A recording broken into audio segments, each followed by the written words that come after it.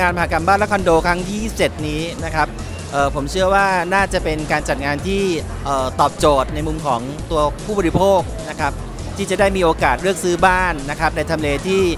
ตรงใจกับตัวผู้บริโภคนะครับประกอบกับในงานนี้เนี่ยทุกสถาบันการเงินเนี่ยก็มีการจัดโปรโมชั่นต่างๆนะครับในการที่จะนำเสนอให้กับลูกค้า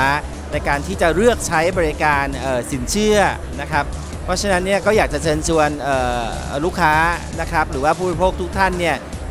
ถ้าตั้งใจอยากจะหาบ้านหรือคอนโดสักหลังหนึ่งอยากให้แวะมาเยี่ยมชมในงานนี้นะครับสำหรับบูธของเครือธนาคารกสิกรไทยนะครับเราก็มีการจัดโปรโมชั่นพิเศษนะครับไม่ว่าจะเป็นเรื่องของอัตราดอกเบี้ยสินเชื่อบ้านนะครับซึ่งก็มีอัตราดอกเบี้ยพิเศษ 0% 6 เดือนให้นะครับแล้วก็สิทธิพิเศษเพิ่มเติมนะครับสำหรับลูกค้าที่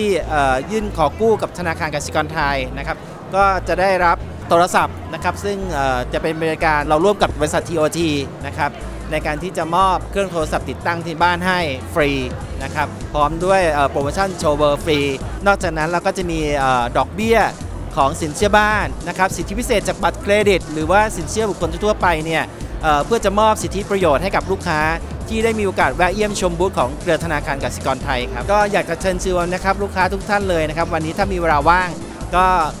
มาเยี่ยมชมงานมหกรรมบ้านและคอนโดครั้งที่27แล้วก็แวะเยี่ยมชมบูธของเครือธนาคารกสิกรไทยด้วยนะครับ